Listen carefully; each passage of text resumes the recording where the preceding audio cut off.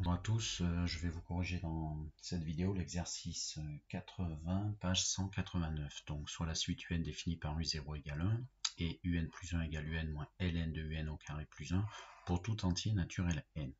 Et on va avoir deux grandes parties. Donc partie A, soit la fonction f définie sur R par cette expression. Donc elle est définie sur R, effectivement on peut voir que x au carré c'est toujours supérieur ou égal à 0, on ajoute 1, ceci est supérieur ou égal à 1 et du coup ne posera pas de problème de calcul pour ce ln. Donc cette fonction effectivement est définie sur R. Première question, petit a, déterminer sa limite en moins l'infini. Alors, comme toujours, eh bien, on observe notre fonction, on le fait mentalement. Donc x tend vers moins l'infini, donc ici va aller vers moins l'infini. Ceci va, moins l'infini au carré va donc donner plus l'infini plus 1, ce tout va tendre vers plus l'infini, et ensuite on en prend le ln, on va composer avec la fonction ln. Ln, quand elle reçoit plus l'infini, envoie plus l'infini, limite de référence, et devant il y a un petit moins, donc ceci va aller vers moins l'infini également. Du coup, on a moins l'infini et moins l'infini qui se cumulent, il n'y a pas de forme indéterminée. Ben, il suffit de rédiger comme je viens de le faire en pensée. Donc je vous écris ça sur la gauche et je complète. Donc, limite de x lorsqu'il va vers moins l'infini, eh bien moins l'infini. Limite de x au carré plus 1 vers moins l'infini, eh bien on a dit plus l'infini. Et voyez ce plus l'infini que j'écris là, je le remets du coup ici. Donc ici, vous l'avez, d'accord? Ceci va vers plus l'infini. Donc maintenant, quand ln reçoit grand X, toute cette expression allant vers plus l'infini, que renvoie ln? Eh bien, elle renvoie plus l'infini par composition. Du coup, la limite globale de ln de quand x tend vers moins l'infini de x au carré plus 1, c'est plus l'infini. Puis, en mettant un petit moins multiplicateur moins 1 fois devant, donc ça va faire moins l'infini. Par somme de ces deux résultats, la somme donne moins l'infini. Voilà pour cette première question. Petit b, pour x supérieur à 2, étudier le signe de la fonction h. 1, c'est une expression polynôme de degré 3. D'accord. On nous demande ça, point, mais regardez bien, on nous donne une aide. Pensez à dresser le tableau de variation de cette fonction pour pouvoir ensuite en trouver le signe. Alors, c'est un classique. Des fois, des expressions à trouver le signe, on serait bien embêté si on voulait trouver le signe de ceci, parce que trouver une factorisation, c'est pas, on n'en a pas, tout simplement. On n'a pas d'outil comme on a pour delta pour le second degré, là pour le troisième degré. Donc en fait, la technique va être d'étudier cette expression, cette fonction, on va l'étudier, et puis on va voir ce que ça donne. Apparemment, on nous demande de regarder ceci à droite de 2. Donc c'est une étude de fonction, on va calculer quelques images, celles des minimums, d'accord, ou les limites, et ensuite on verra bien ce que va donner cette expression dans un tableau pour voir où est-ce qu'elle évolue. Et on pourra peut-être en trouver le signe plus facilement, peut-être intervenir avec le théorème de la bijection. On n'en est pas là, on suit le protocole qu'on nous donne, je vais étudier cette fonction. Donc l'étude est assez classique, c'est un polynôme, donc elle est définie et dérivable sur R, donc en particulier à droite de 2. Ensuite, eh bien, on va la dériver. Quand on dérive 1 degré 3, ça donne 1 degré 2. Donc on pourra trouver le signe au pire avec delta. Et puis c'est parti. Hein. Allez, on y va. Donc je vous écris ça en bas à gauche. Là, déjà tout un premier paragraphe que je viens de vous dire. Donc h, c'est cette expression. C'est un polynôme, donc elle est dérivable sur R. Je la dérive, c'est pas très compliqué, d'où ma vitesse. X au cube se dérive en 3x au carré. X au carré se dérive en 2x. Et le petit 1 se dérive en 0. Du coup, ça donne 3x au carré moins 2x. Certains d'entre vous vont peut-être faire delta. Il n'y a pas besoin quand il manque un des trois termes. Enfin, il manque soit le terme en x, soit le terme des constantes. Sinon, il n'y a plus de x2. Donc ici, moi, que fais-je? Je factorise, je préfère, ça va plus vite. Donc x est facteur commun, je le mets devant. Et du coup, je mets dans la parenthèse qui manque pour, par distribution, retrouver mon expression. Donc x facteur de 3x permet de récupérer cette distribution, le 3x2, et moins 2x par x fois moins 2. Du coup, j'ai une expression qui est factorisée, du coup, elle s'annule où? Ce trinôme du second degré s'annule là où s'annule chacun des facteurs. Donc, je vous ai mis là, ce premier s'annule pour x égale 0, et puis là, alors vous le posez, vous le faites rapidement. Ici, quand on met 2 tiers, effectivement, 3 fois 2 sur 3, les 3 s'éliminent, ça fait 2 moins 2 restant 0. Du coup, eh bien, maintenant, j'ai plus qu'à faire mon petit tableau, puisque j'ai ma dérivée et j'ai trouvé les deux endroits où elle s'annulait. Donc, elle s'annule en 0 et 2 tiers, et je veux l'étudier à droite de 2. D'accord? Attention, c'est à droite de 2 ici.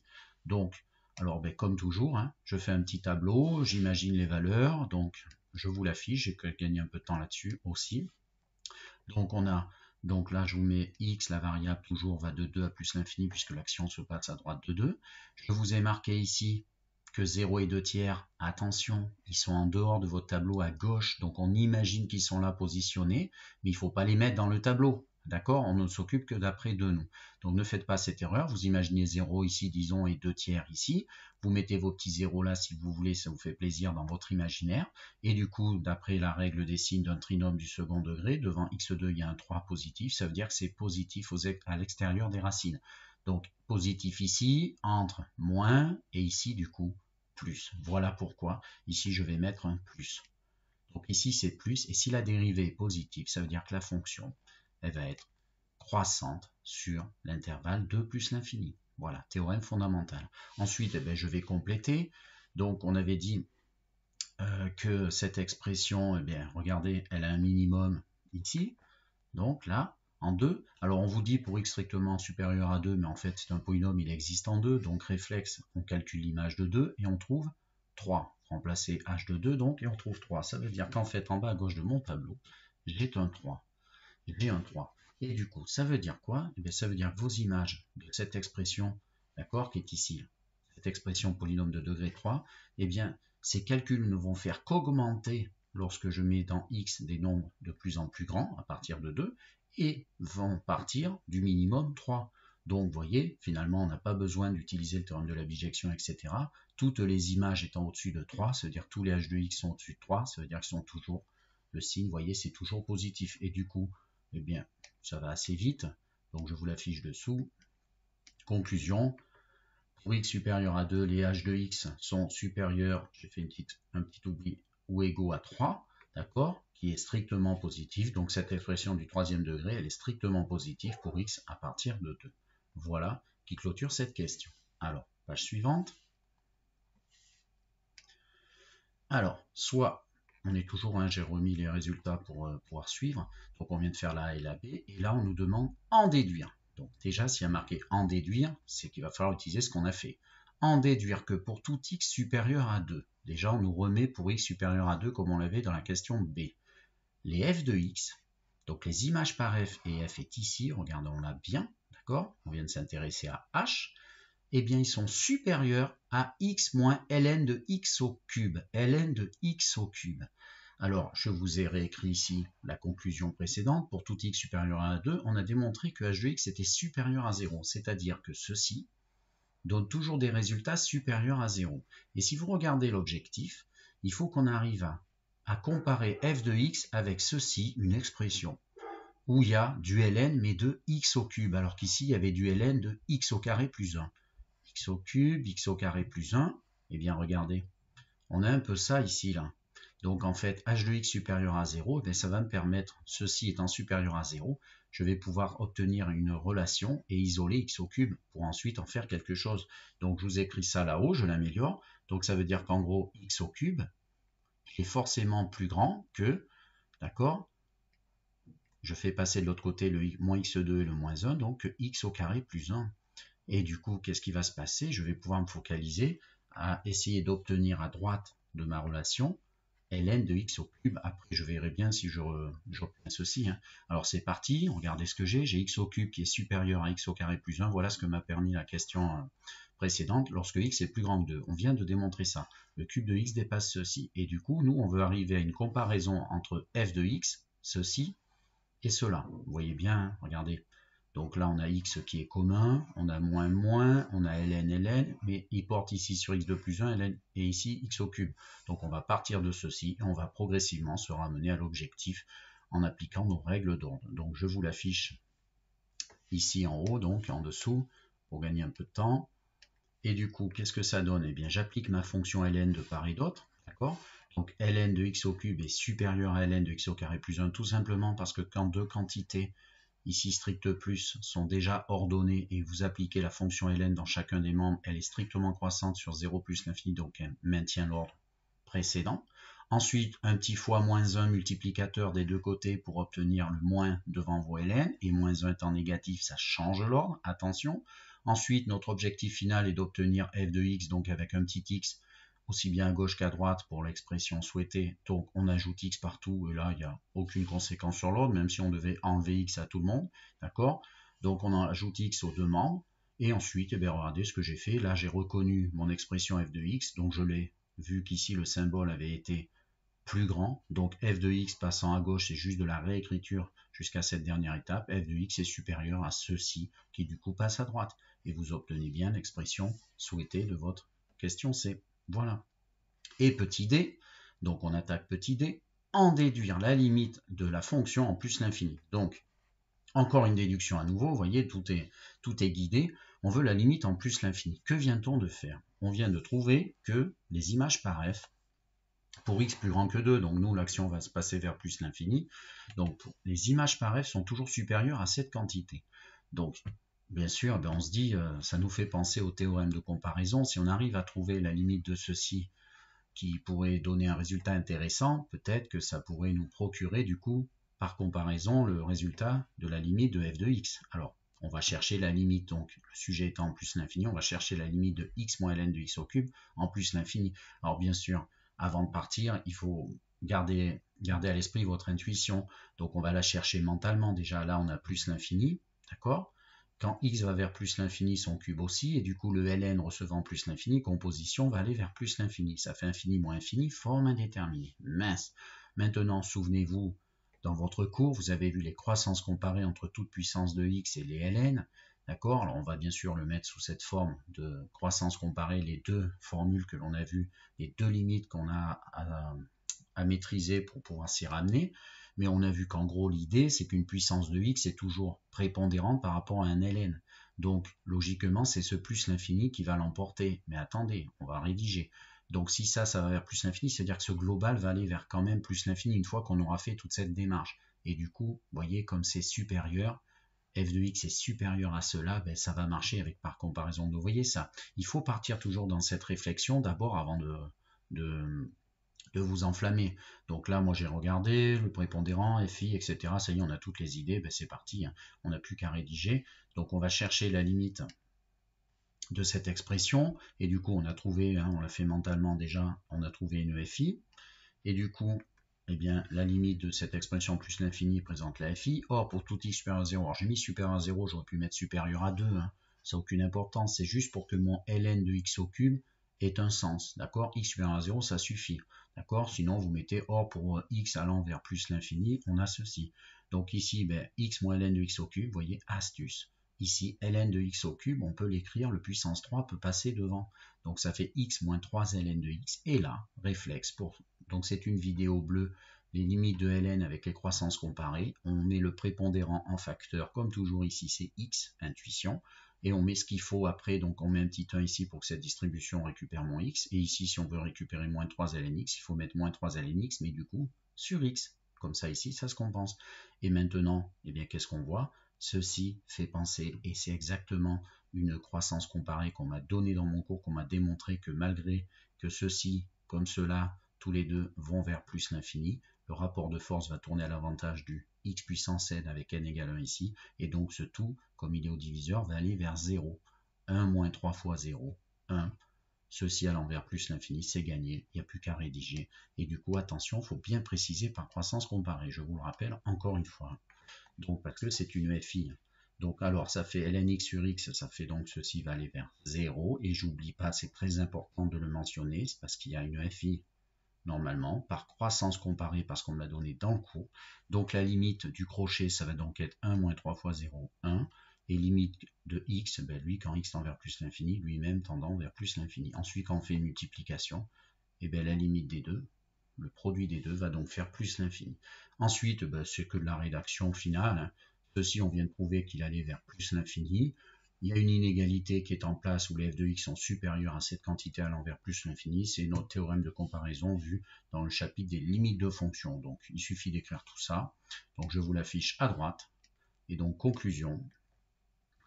Vers plus l'infini, hein, quand x est supérieur à 2, f de x est supérieur à cette quantité, et on vient de prouver que cette quantité a pour limite plus l'infini, donc par comparaison, la limite de la fonction f sera donc plus l'infini. Voilà ce qui clôture cette question. Alors, suivant, partie 2, question 2. Calculer la dérivée de f et en déduire son tableau de variation. Alors, la dérivée de f et son tableau de variation. Alors, la fonction, je vous l'ai rappelé là-haut. Et bon, alors, peut-être qu'il y a x moins ln de x au carré plus 1. Bon, alors, elle est dérivable sur r. Hein. Donc, ça, c'est x moins ln. Et attention, ça, c'est pas lnx, c'est ln donc de u. Du coup, on va devoir dériver lnu avec u égale ceci. Bon, ben, lnu, hein, c'est une formule à savoir cette année. On y va, je vous affiche et on fait la dérivée ensemble. Donc, x, bon, je dérive en 1, donc ici, d'accord. lnu, lnx dérivé en 1 sur x, donc lnu va se dériver en 1 sur u, mais on n'oublie pas fois u'. Et maintenant, on complète. Donc, 1 moins 1 sur u, je l'ai mis. Donc, c'est qui u', c'est la dérivée de x2 plus 1, donc 2x. Ensuite, réflexe. Quand vous avez une expression comme ici, avec une fraction, un nombre, vous mettez tout sur le même dénominateur. Donc, le 1, c'est ce que j'ai besoin, en l'occurrence, x au carré plus 1 sur x au carré plus 1, ça fait donc, eh bien, ça fait donc mon 1 moins 2x. Et ensuite, eh bien, c'est là où vous devez être observateur. Ce qui est en haut, c'est une identité remarquable. Si vous ne le voyez pas, vous allez perdre du temps à faire le signe du numérateur avec delta. Moi, je ne vais pas en perdre, c'est x moins 1 au carré, ça. Et du coup, ben, si je veux trouver le signe de cette expression, alors en bas, ben, c'est toujours positif puisqu'elle est définie sur R, d'accord? Ça, c'est un carré d'une quantité, c'est supérieur ou égal à 0, ça va s'annuler en 1. Et du coup, ben, le signe de ma dérivée, hein, il va toujours être supérieur ou égal à 0. Voilà.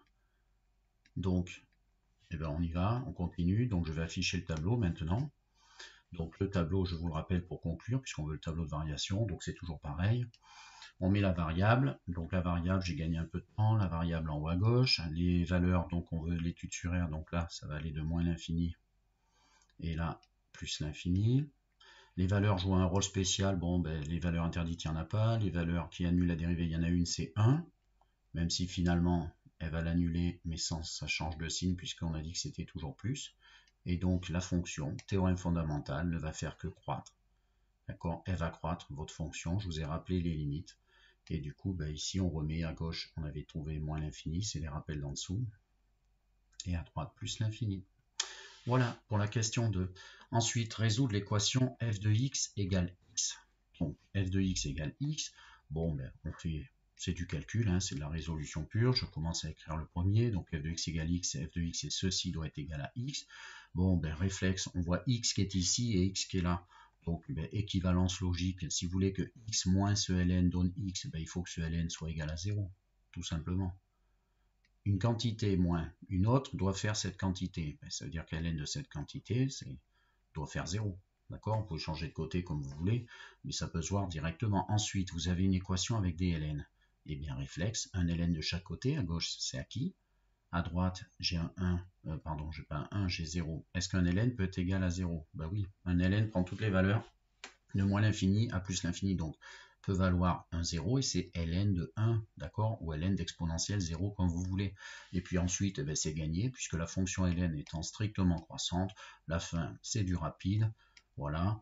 Donc on a x au carré plus 1, ceci doit être égal à cela, d'accord, car la fonction ln est strictement croissante sur 0 plus l'infini, ça entraîne que le carré de x doit faire 0, donc x fait 0, c'est l'unique solution de f de x égale x, d'accord.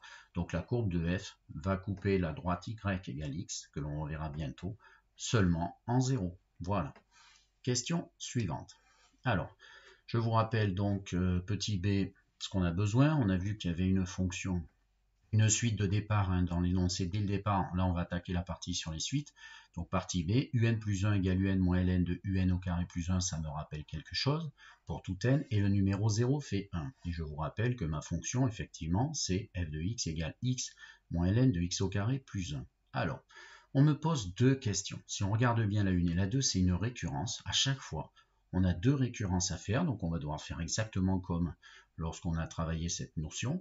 Et on doit démontrer que tous les un sont entre 0 et 1, pour tout entier n à partir de 0 du coup, et également que tous les suivants sont plus petits que les précédents. Tous les un plus 1, petit un. Alors moi, vous savez quoi? Je vais faire d'une pierre deux coups. Je vais créer une propriété qui englobe tout ça. Donc il faut poser votre propriété Pn. Je vous rappelle l'idée de la récurrence. Donc en haut, vous avez votre propriété Pn que je viens de formuler. Donc qu'est-ce qui peut résumer tout ça? Donc, qu'est-ce qui peut résumer ça et ça? Ben, déjà, 0 doit être plus ou égal à un, mais regardez bien, un doit ici être plus grand que un plus 1. Donc, je vais mettre 0. plus petit qu'un plus 1, plus petit qu'un qui est plus petit qu'un. Je vais faire une synthèse de tout ça et voilà ma propriété. Donc vous l'écrivez toujours. Donc la propriété c'est quoi? 0 doit être plus petit ou égal à un plus 1, qui lui-même doit être plus petit ou égal à un. Ceci me permettra de faire la question 2, qui ceci plus petit que 1. Et du coup j'ai fait les deux questions en une. Si j'arrive à justifier cette propriété Pn, bien sûr n'oublie pas, à partir de quand elle devrait être bonne? Eh bien de n appartenant au naturel, donc à partir de 0. C'est très important parce que je vous rappelle que la récurrence, il y a plusieurs phases, dont la première, l'initialisation. Alors, l'initialisation, donc ça commencerait au premier numéro possible, 0. Donc pour n égale à 0, ceci fait 0. Il faut qu'on montre que P0 est vrai. Donc 0, bon ça ne change pas. Ah, s'il y a un 0 ici, ça ferait le numéro U1. Donc il nous faut calculer U1. Ici, ça ferait le numéro U0. Donc il nous faut U1, U0 et voir s'ils sont effectivement dans cet ordre. Et par rapport à 1. Donc en fait, attention, inégalité comme égalité, il faut faire ça séparément et constater qu'on arrive bien à ceci pour la valeur particulière n égale à 0. C'est-à-dire il faut qu'on arrive à 0 plus petit que U1, plus petit que U0, plus petit que 1. Donc c'est toujours pareil, vous calculez séparément vos quantités, que ce soit des égalités ou des inégalités à trouver. Je vous l'affiche. Voilà ce que ça donne.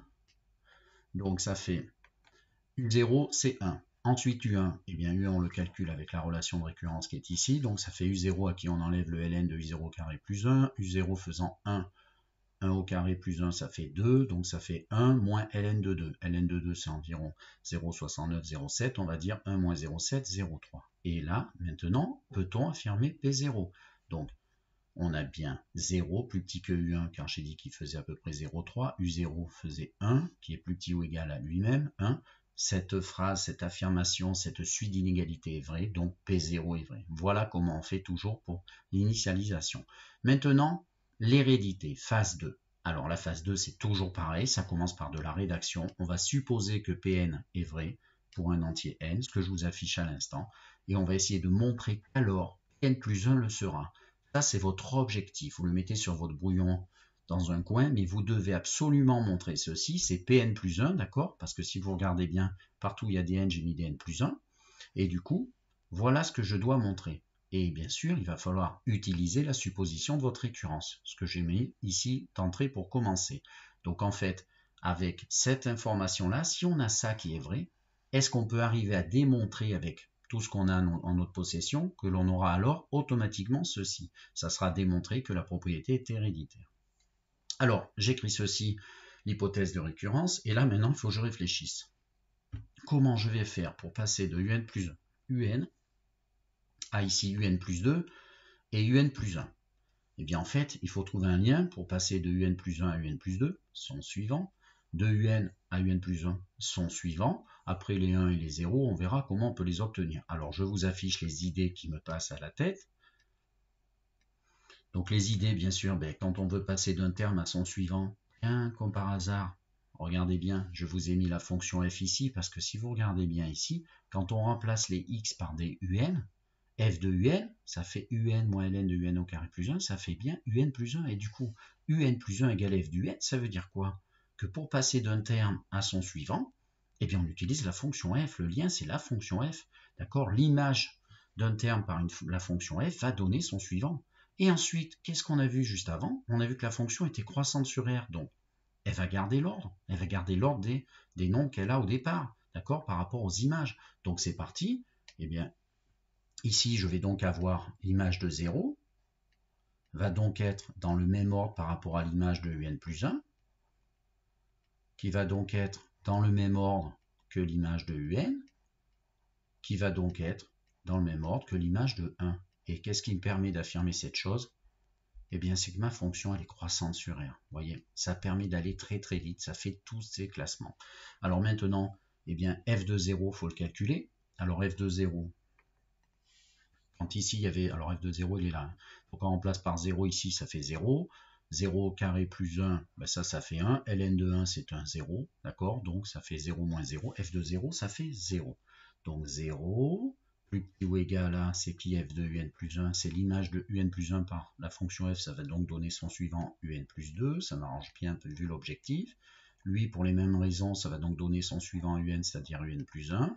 Et maintenant, f de 1, f de 1, donc on fait la même chose mais avec 1.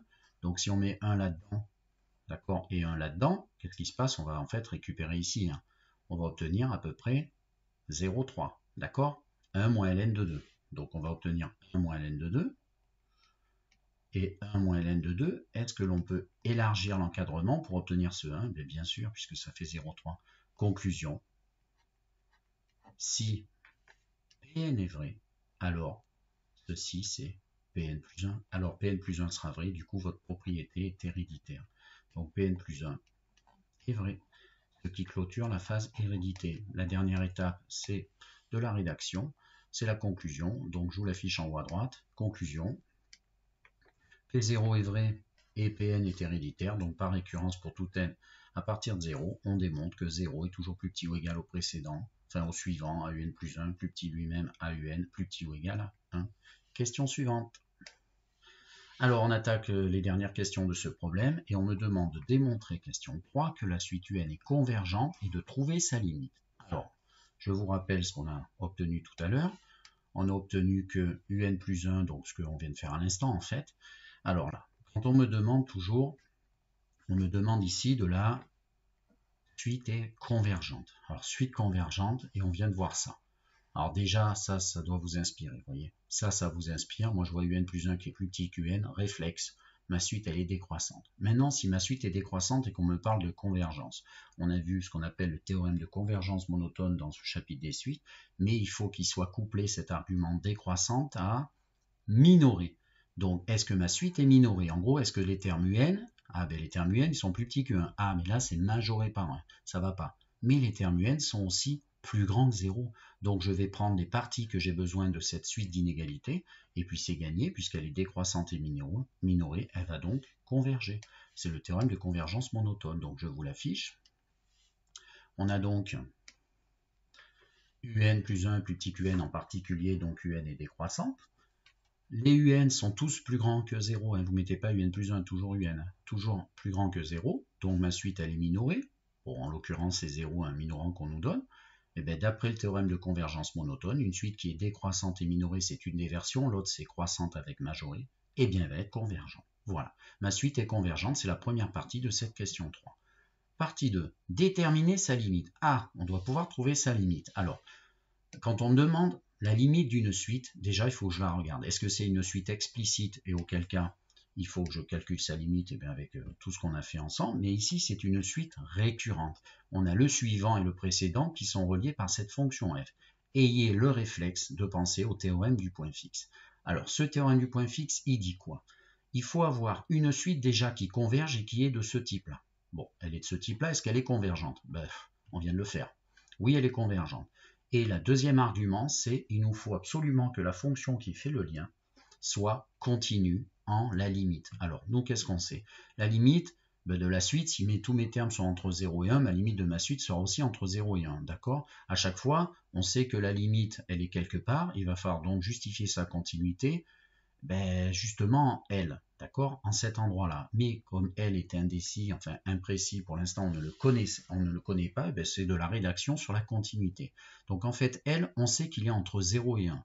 Ma fonction f est-elle continue entre 0 et 1? C'est tout. Alors ma fonction f, c'est qui? On a vu tout à l'heure qu'elle était dérivable sur R, donc elle est continue sur R, du coup elle est continue en L en particulier, qui peut être n'importe où, et donc en L qui est entre 0 et 1. Donc c'est gagné, on applique le théorème du point fixe. Donc je vous affiche tout ce paragraphe, hein, c'est essentiellement de la rédaction, mais il faut le connaître. Attention, c'est la seule façon qu'on est là pour trouver des limites de suite qui sont définies par récurrence. Donc ma suite, un plus 1 égale f du un, et u0 fait 1, elle est convergente, je viens de le dire, vers un nombre qui est entre 0 et 1. Elle est continue sur R car dérivable, attention, réciproque fausse, elle est dérivable donc continue.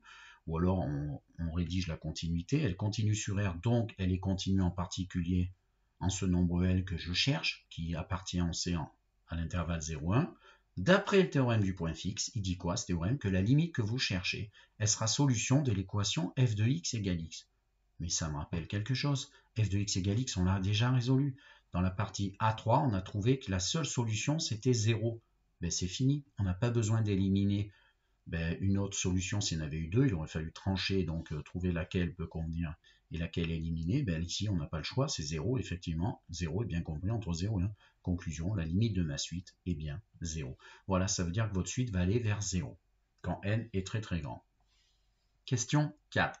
Expliquez le rôle du programme écrit ci-dessous en langage Python. Alors, from math import étoile, ça c'est un astérix, c'est pour aller chercher toutes les fonctions mathématiques, d'accord, et pouvoir les utiliser. Deuxième ligne, n égale 0, u égale 1, ça c'est ce qu'on appelle l'initialisation. Dans la lettre n, on va mettre au départ 0, et dans la lettre u, pensez à ce qu'on est en train de faire, on va mettre la valeur 1. Ça, en fait, c'est la traduction de u0 égale 1. Donc là, vous êtes en train de rentrer dans votre programme Python u0 égale 1. Voilà. Ensuite, tant que while. Alors, qu'est-ce qu'il y a derrière ce while? Il y a marqué u supérieur ou égal à 0,01, 2 points. Alors, les instructions sont là, il y en a deux à faire. Donc, tant que u est supérieur ou égal à 0,01, au centième, que fais-tu? N reçoit n plus 1. Donc, en fait, on augmente n de 1. Cette ligne-là, c'est augmenter n de 1. Et là, qu'est-ce qu'il y a? U reçoit est égal à U moins, alors là il y a une erreur dans cette frappe, il n'y a pas besoin de mettre math là, puisqu'on est allé chercher les programmes.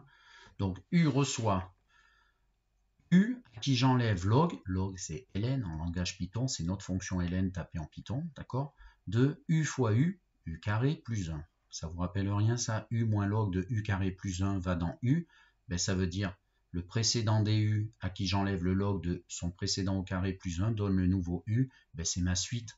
Donc en fait cette ligne-là permet de calculer la nouvelle valeur de U, c'est-à-dire le terme suivant, et là d'augmenter le numéro. Quand c'est fini, eh bien tu affiches U et N. Alors, en fait, qu'est-ce qui va se passer? Ben, cette boucle tant que va tourner, tant que dans U, il rentre quelque chose qui est plus grand ou égal à 0,01. Ça va calculer le terme suivant et du coup trouver son numéro. Et à la fin, on veut afficher U, c'est-à-dire la valeur du terme, et le numéro. Donc en fait, ça va tourner tant que la condition est vraie. Donc quand est-ce que ça va s'arrêter? Ben, quand on aura ici le contraire. Et le contraire de ceci, c'est U strictement inférieur à 0,01, strictement inférieur au centième. Ben, c'est cohérent. Notre suite des U, elle va vers 0. Regardez ici, la limite c'est 0. Donc à un moment ou à un autre, les termes de U qui partent de U0 égale à 1, déjà ils vont être décroissants, ma suite est décroissante. Donc tous les termes de U vont diminuer, diminuer, diminuer. À un moment ou à un autre, comme la limite finale est 0, eh bien on va passer en dessous de n'importe quelle poussière. Et du coup, on est en train de chercher quel est le terme qui va passer en dessous de la poussière du centième. Voilà. Donc son rôle, à quoi il sert ce programme? Eh bien, il sert à trouver, donc je vous l'ai expliqué en dessous, avec des petites flèches. Donc son rôle est de trouver la valeur parce qu'on veut le nombre U, mais on veut une autre chose dans l'affichage. Hein. On veut le numéro du premier terme de votre suite qui passe en dessous de 0,01. Pourquoi en dessous de 0,01? Parce qu'ici, derrière tant que, c'est toujours le contraire qu'on met. Tant qu'on n'a pas ce qu'on veut, eh bien on continue à faire les calculs. Et là, quand ça s'arrête, c'est qu'on a eu ce qu'on voulait, c'est-à-dire le contraire. Voilà. Alors, je vais finir en vérifiant tout ça avec les logiciels dynamiques. GeoGebra, on va vérifier la fonction, cette suite et également Python. J'ai fait taper ça pour que ça prenne encore plus de sens. Donc, on continue. Bureau, je vais prendre déjà ma fonction en GeoGebra. Alors, regardez, on voit bien que la fonction, elle est croissante. Alors, j'ai zoomé, on ne voit pas très bien. Mon intérêt, c'est de vous montrer pour la suite. D'accord? Ici, j'ai mis U0. Et donc là, je vais taper, regardez bien les termes de la suite. Je vais vérifier ce qu'on avait dit tout à l'heure.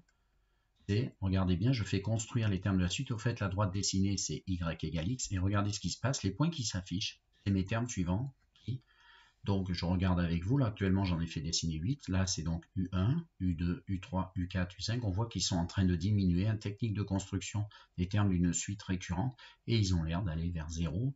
On va voir, on va vérifier encore un petit peu. Bien sûr, on ne va plus y voir grand-chose. J'avais déjà zoomé.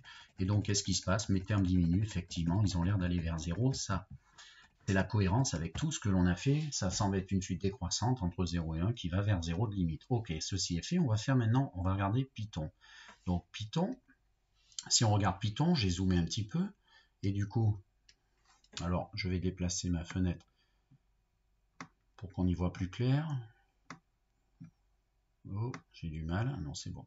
Alors, voilà ce qu'on a dans cette fenêtre. J'ai agrandi pour y voir bien avec vous. J'ai tapé tout ça. Vous avez vu, j'ai enlevé le math qui était en erreur ici. J'ai tapé exactement ce qu'on veut. Mais ici, j'ai mis tant que U est supérieur ou égal à 0,1. Donc là, moi, je tape, je veux le contraire. Je vais chercher le numéro du terme qui fait que ça passe en dessous du dixième. Donc, je tape sur là-haut, vous allez voir, je vais exécuter sur la flèche verte en haut, et du coup, qu'affiche ma calculatrice, elle affiche, donc ici, 0,095 qui est passé en dessous de 0,1, d'accord, et elle me met un petit espace avec 7. Ça veut dire qu'en gros, c'est le terme U7, le numéro 7 avec cette valeur, qui est le premier à passer en dessous de 0,1. D'accord? Mais moi, c'était pas ça ce que je voulais. Moi, ce que je voulais, c'était passer en dessous de 0,01. Donc ici, je vais rajouter tout simplement, ça y est, j'ai changé mon petit programme, je le refais tourner. La console va adapter tous les calculs à sa vitesse et que trouve le programme, il trouve effectivement que le terme calculé à cette valeur-là, on voit bien qu'on est passé en dessous de 0,01, le centième, et il a fallu aller au numéro 95. Donc c'est U95 qui est le premier terme à passer en dessous de 0,01, à s'approcher de sa limite. Et vous voudriez ici quelque chose d'encore plus fin, il faudrait changer ce palier, etc. etc. Voilà, donc c'est ce qui clôture cet exercice. Et puis voilà, au revoir.